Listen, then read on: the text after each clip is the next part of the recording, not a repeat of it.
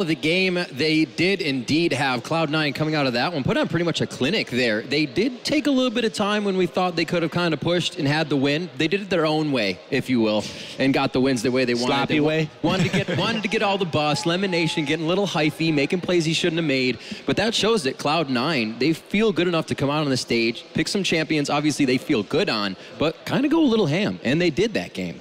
Messy. A little bit too ham, to be honest. Yeah, and it wasn't necessarily even ham in the right way. Yeah. So it's just Lemon near a turret or Balls not ulting himself in the right situations. It was just Lemon and Balls getting caught so many times really prolonged a game that Cloud9 should have easily won. Yeah, I feel like. And I like the point that Saint made as well. The 3,000 gold outer turret, that was at 30 minutes, 46,000 to 52,000. Add that 3K to 46. You're right there near 50K. Yep. That's only a 2K game, way closer. So as you were saying, messy things, that could have resulted in those first 3 turrets. Then imagine fighting a Mundo and a Warwick that are always going to sustain in long fights. It could have gotten pretty nasty for them. Yeah, that's the thing. Any jungler with Devour scales up really quickly if you start throwing away all these kills really easily. I mean, Devour stacks up so quickly if you start getting even just assists in team fights like that. So it gets really scary. Even though they were so far behind in gold and Cloud9 had all the dragons, it was still scary for them. Like, the possibility of losing that game was still very real, even though they had complete domination of the early and mid game. We said that going into the game, that paiN's team comp was going to require to ramp up.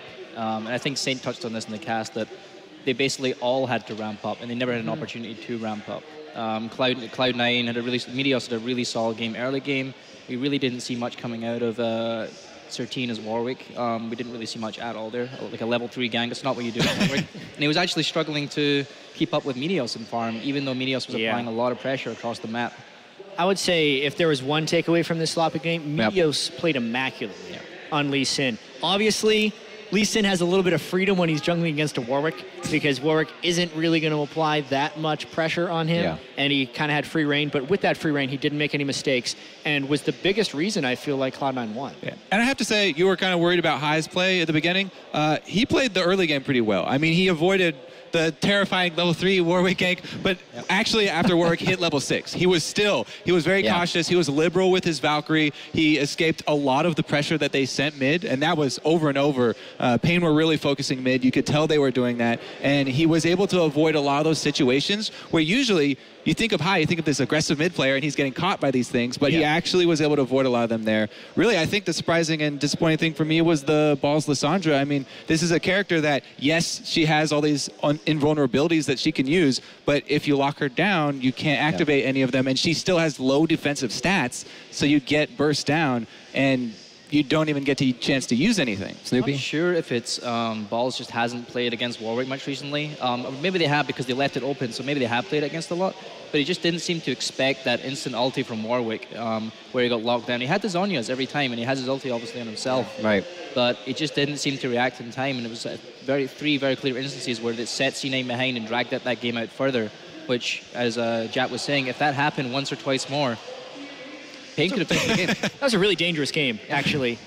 They had 4 dragons, but those are exactly the types of games that can get turned around. Obviously, there's all these different avenues for Cloud9 to win because they had the pressure game, they were controlling the dragons. Suffocation. But, I mean, they paid the price for all those things by picking a fairly porous late-game team composition and being fairly vulnerable to what would have been a tremendously heavy scaling paiN composition if it could have gone late. When we saw those 6,000 gold leads ending in a 5v5-4-4 fight, that should never happen when you're that far ahead, when you have that much control of the game.